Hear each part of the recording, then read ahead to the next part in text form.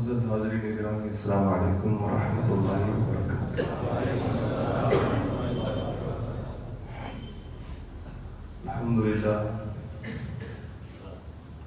الحمدللہ حمد الشاکرین والحمدللہ حمد النبیین،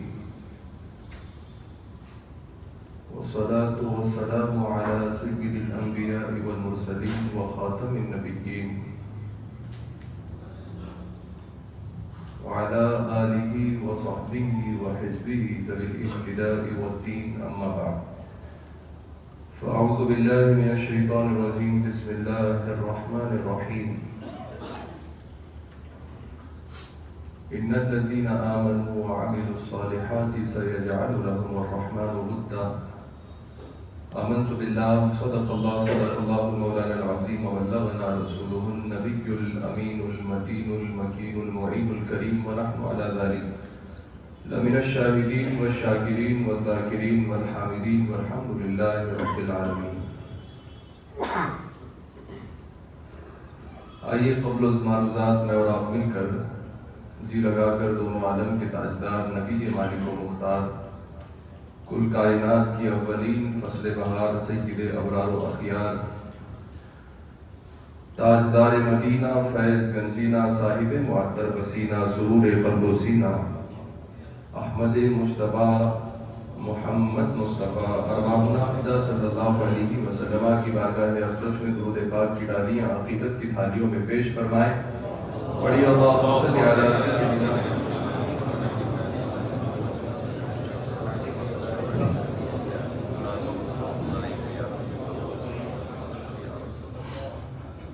ایک بار اور درود پاک پڑھیں، اللہم صل وسلم وبارک علی سیدنا محمد وعلی آلہ واصحاب سیدنا مولانا محمد مبارک وسلم، صلاۃ و سلام علیک یا رسول اللہ،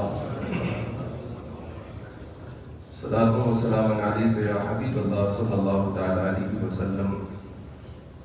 حاضرین گرامی، قرآن عظیم کی جس آیت کریمہ کو میں نے خطبے میں تلاوت کیا ہے، اللہ تبارک و تعالی اس میں ارشاد فرماتا ہے، بے شک وہ لوگ جو ایمان لائے اور اچھے کام کیے، رب تبارک و تعالی ایسی صفت رکھنے والوں کی محبت سارے لوگوں کے دلوں میں ڈال دیتا ہے۔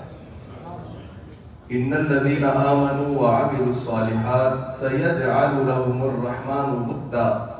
بے شک وہ لوگ جو ایمان لائے اور اچھے کام کیے، اللہ تعالیٰ ان کے لیے دنیا کے کونے کونے میں محبت لوگوں کے سینوں میں ڈال دیتا ہے، پیدا فرما دیتا ہے۔ یہی وجہ ہے کہ آپ ہندوستان میں بسے ہیں، لیکن ایران کے بھی ولی کی محبت آپ کے سینوں میں ہے۔ ہندوستان میں کوئی ولی ہے، عراق میں کوئی بستا ہے، اس کے سینے میں ہند کے اولیاء کی محبت ہے۔ کوئی سندھ کے علاقے میں ولی ہے اور ہند والے اس سندھ کے ولی کی محبت رکھتے ہیں، جبکہ وہ وہاں گئے نہیں، مزار پر حاضری نہیں دی۔ ان کے تعلق سے صرف اتنا انہوں نے سن رکھا ہے کہ ایک اللہ والا، ایک خدا والا، ایک گدڑی پوش، ایک درویش ساری زندگی خدا خدا کہتے گزار کر چل بسا۔ بس اس ولی کی عقیدت اللہ تعالیٰ کی طرف سے غائبانہ طور پر بندگان خدا کے سینوں میں پیدا ہو جاتی ہے۔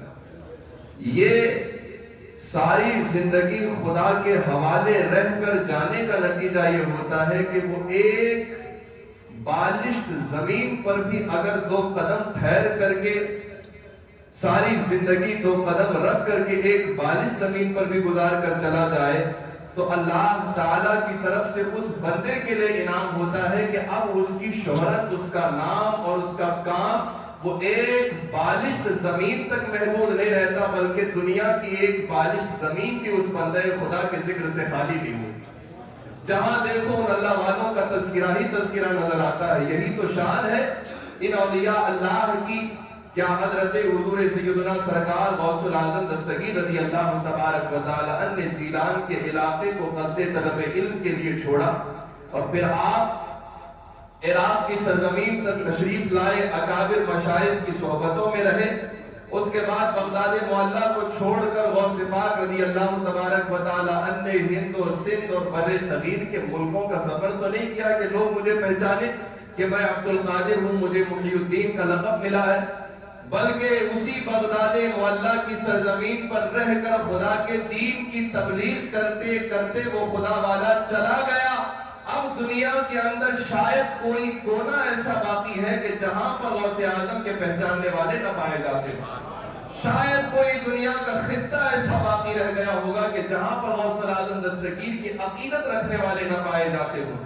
یہی آیت کریمہ کا مفہوم و مطلب ہوا ان الذین آمنوا وعملوا الصالحات سیجعل لهم الرحمن ودا، بے شک وہ لوگ جو ایمان لائے اور اچھے کام کیے، اللہ تعالیٰ ان کے چرچے کو دنیا کے کونے کونے میں عام و تام فرما دیتا ہے۔ حاضرین گرامی، یہ اللہ تبارک و تعالیٰ کے نیک بندے ہیں، اور دیکھیے تمام اللہ والوں کے اندر چند کوالٹیز عام ہوتی ہیں جن کے بغیر ولی ولی بن ہی نہیں سکتا۔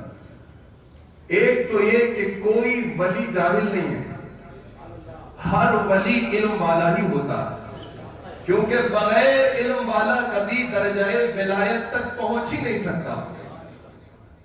یہ کامن فیکٹر ہے کہ ہر ولی میں آپ دیکھیں گے کہ وہ علم کے اعلیٰ مرتبے پر فائز ہوتا ہے، پھر وہ علم کے ذریعے سے خدا کے تقرب کے ان مرتبوں تک پہنچتا ہے کہ اللہ تعالیٰ اسے اپنی بارگاہ کا ولی بنا دیتا ہے۔ دوسری بات یہ ہے کہ کوئی بھی فاسق آدمی آپ کو ولی نہیں ملے گا، ہر ولی متقی اور پرہیزگار ہوتا ہے۔ کوئی بھی شریعت کا خلاف کرنے والا اللہ کی بارگاہ سے ولایت کا تاج نہیں پہن سکتا۔ ہر ولی متقی ہے، پرہیزگار ہے، کامن فیکٹر ہے۔ تیسری بات یہ ہے کہ کوئی ولی آپ کو بخیل نہیں ملے گا، کنجوس نہیں ملے گا۔ ولیوں کا دست سخا اتنا عام ہوتا ہے، غریب آئے تو بھر لے جائے، امیر آئے تو بھر لے جائے، رئیس آئے تو بھر لے جائے، سیاسی آئے تو بھر لے جائے، غیر سیاسی آئے تو بھر لے جائے۔ یہاں تک عام ہوتا ہے ان کا دریائے سخا، اپنا آئے تو لے جائے، بیگانہ آئے تو لے جائے، دوست آئے تو لے جائے، دشمن آئے تو لے جائے۔ تو کوئی دنیا کا ولی کبھی بخیل نہیں ہوتا۔ چوتھی بات یہ ہے کہ کبھی کسی ولی کو آپ دنیا جماتے ہوئے نہیں دیکھیں گے۔ ہر ولی دنیا کو چھوڑتا ہوا پائیں گے، اس کو دنیا جماتا ہوا نہیں پائیں گے۔ جو دنیا جماتا ہے وہ ولی نہیں ہوتا، جو آخرت جماتا ہے وہ ولی ہوتا ہے۔ یہ ایک کامن فیکٹر ہے، ہر ولی میں آپ کو یہ انداز ملے گا کہ وہ سخی ہوگا، اس کا دست عطا سب پر عام و تام ہوگا، وہ اپنوں پر بھی شفقت کریں گے، بیگانوں پر بھی شفقت کریں گے، وہ عالم ہوں گے، متقی ہوں گے، پرہیزگار ہوں گے، دیندار ہوں گے، متدین ہوں گے، فنا فی اللہ کے درجے پر ہوں گے، فنا فی حب رسول اللہ کے درجے پر ہوں گے، وہ خلق خدا پر رحم کھانے والے ہوں گے، وہ مخلوق خدا کی امداد رسی کرنے والے ہوں گے۔ یہ ساری وہ صفات ہیں جو اولیاء اللہ کے اندر پائی جاتی ہیں۔ اور ہندوستان کی سرزمین تو الحمدللہ ایسی سرزمین ہے کہ اس کے کونے کونے میں ولیوں کی خوشبو بکھری ہوئی ہے۔ کشمیر سے لے کر کنیا کماری تک، گجرات سے لے کر بنگال کی کھاڑی تک کوئی ایسی وادی نہیں ہے جہاں خدا والا آرام نہ کر رہا ہو۔ کونے کونے میں خدا والوں کی خوشبوئیں بسی ہوئی ہیں۔ لیکن ان ہند کے اندر بسے ہوئے اولیاء اللہ کے ناموں میں سے ہر نام اپنی جگہ بے مثل و بے مثال ہے، لیکن چند نام ایسے ہیں کہ جن پر اولیاء اللہ بھی ناز کرتے ہیں اور جو خود اس سرزمین پر ولایت کے دھنی اور اولیاء کے سردار بنا کے بھیجے گئے۔ ایک نام تو ساری دنیا جانتی ہے کہ پورے ہند پر ولایت کی حکومت، ظاہری باطنی تخت کی حکومت وہ خواجہ ہند الولی کی ہے۔ ایسے ہی اسی سرزمین ہند پر ولایت کے اندر بہت بڑے بڑے نام گزرے ہیں۔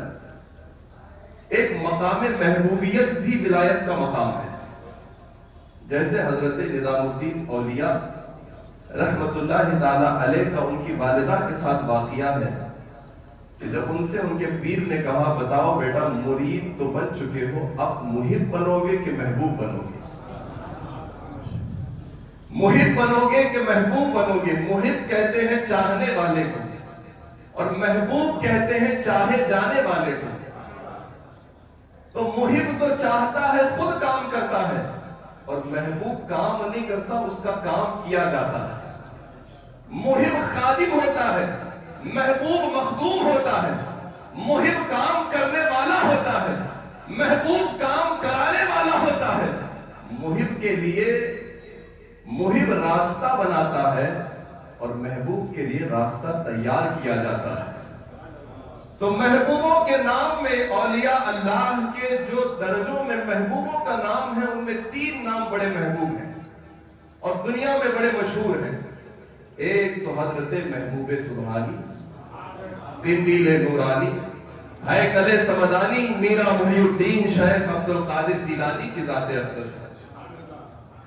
دوسری ذات اسی ہند کی سرزمین کی، جسے محبوب الہی نظام الدین اولیاء کہتے ہیں، اور تیسری ذات اقدس محبوب یزدانی تارک السلطنت مخدوم اشرف سمنانی السامانی کی ذات ہے۔ یہ مخدوم اشرف سمنا جو محبوب یزدانی ہے، تارک السلطنت ہے، ولایت کے دھنی ہے، بے تاج بادشاہ ہے۔ سمنان عراق کے اندر، ایران کے اندر ایک علاقہ ہے، وہاں پر خاندانی طور پر حضرت مخدوم اشرف سمنان رضی اللہ تبارک و تعالیٰ عنہ کے آباء و اجداد کی حکومت تھی۔ یہ اپنے باپ دادا سے حاکم و بادشاہ ہے۔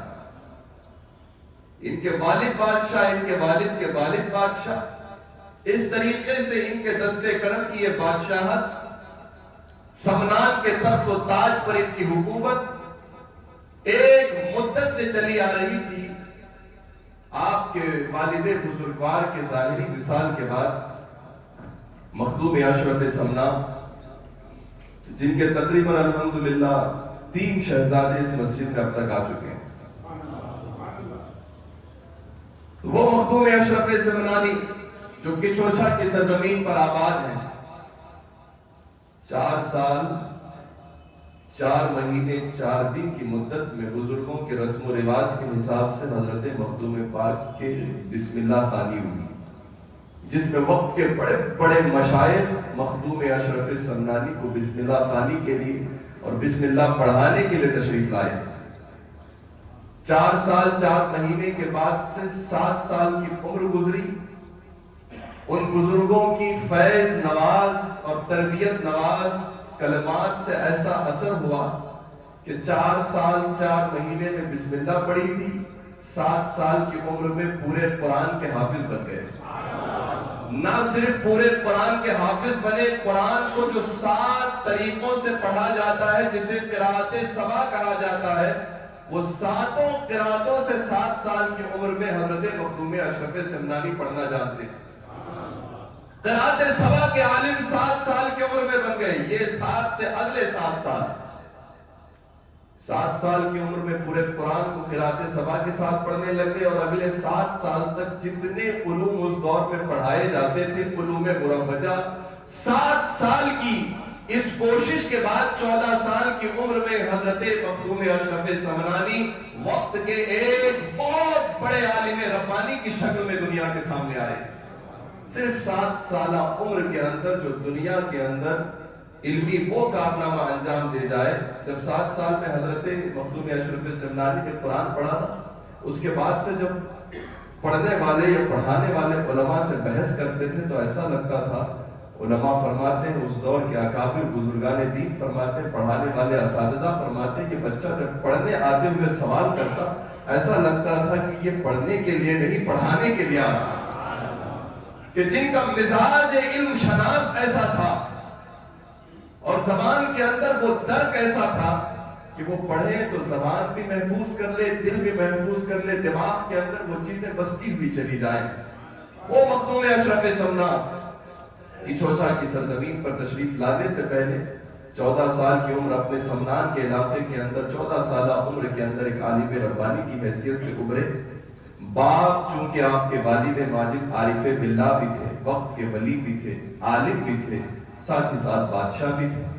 انتقال کے بعد حضور مخدوم اشرف سمنانی اس مسند پر جانشین کی حیثیت سے بیٹھے، اس وقت آپ کی عمر صرف 17 سال کی تھی۔ 17 سالہ عمر میں والد بزرگوار کے تخت پر آپ جب جلوہ گر ہوئے، اس 17 سال سے غالباً 25 سال یا 27 سال تک آپ مسند نشین رہے۔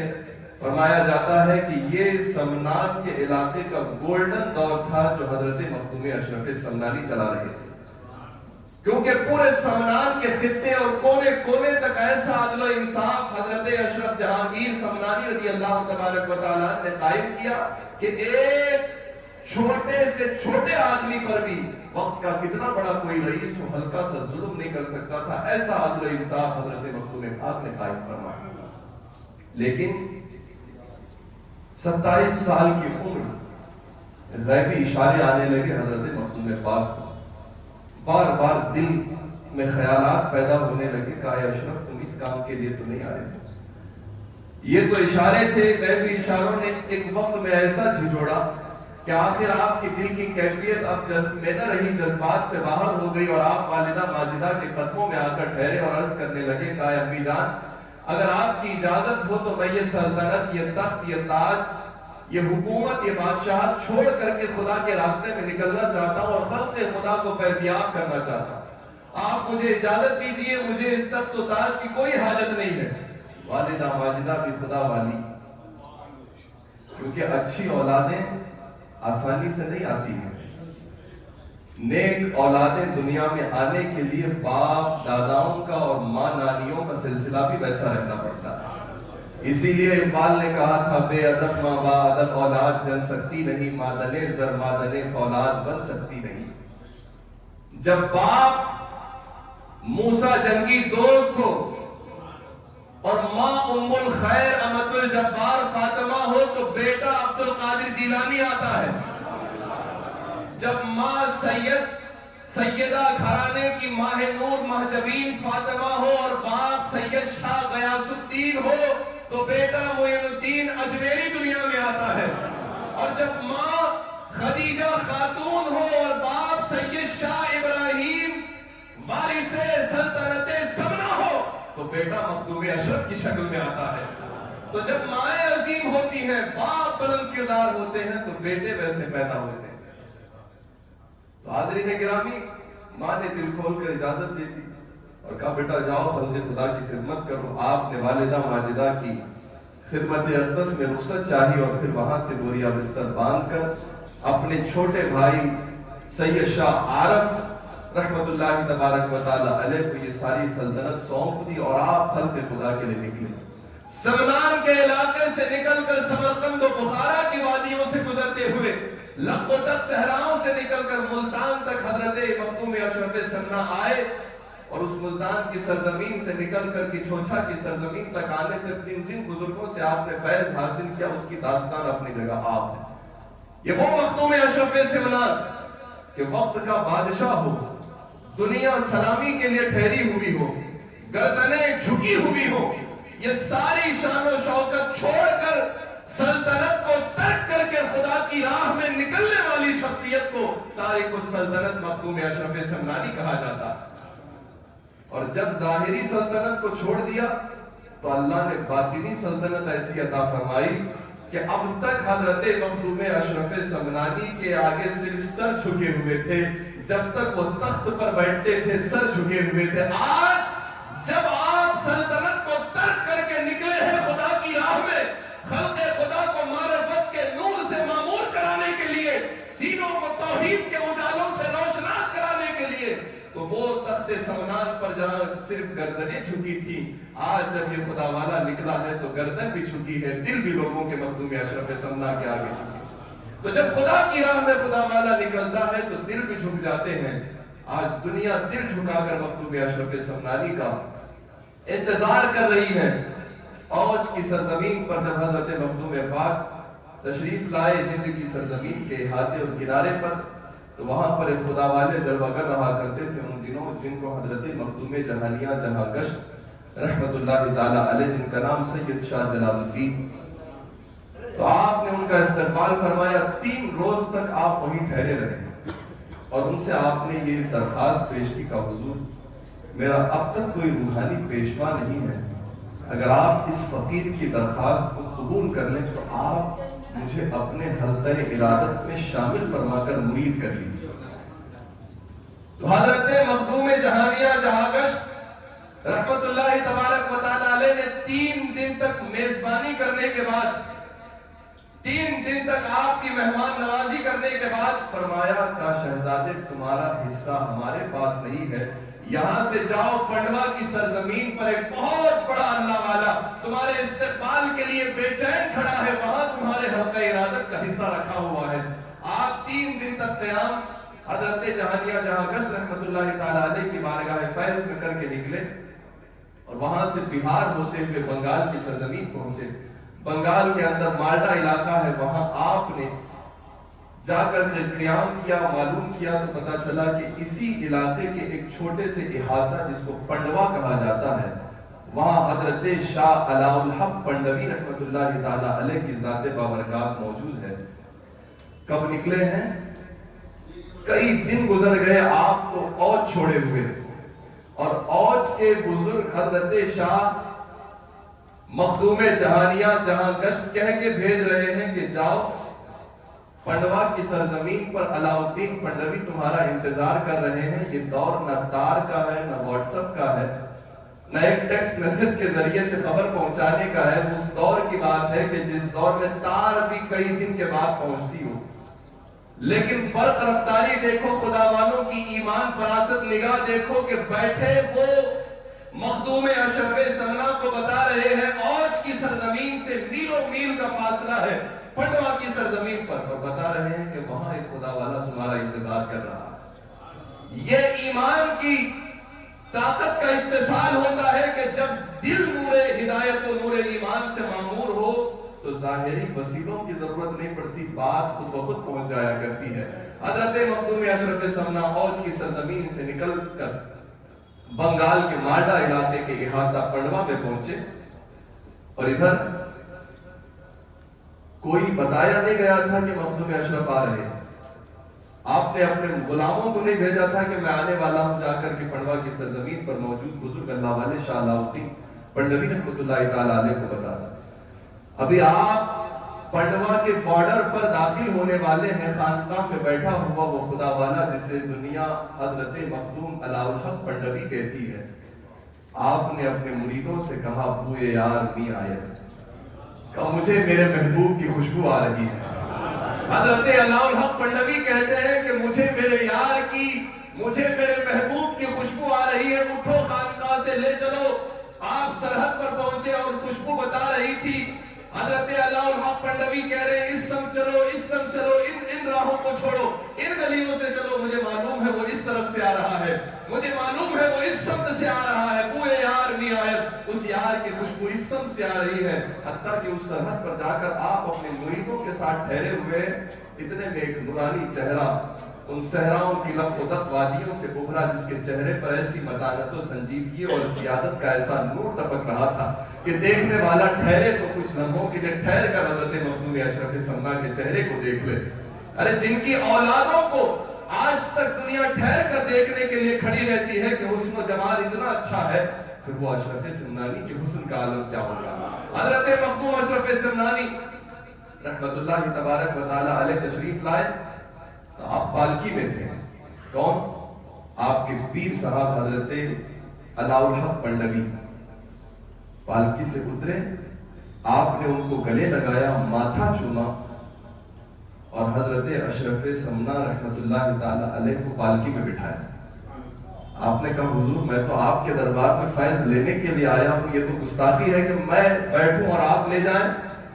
آپ نے فرمایا ہمارے یہاں جو مرید ہوتا ہے ان کا مقام الگ ہے، لیکن تم صرف مرید نہیں ہو، پیر کی مراد بھی ہو۔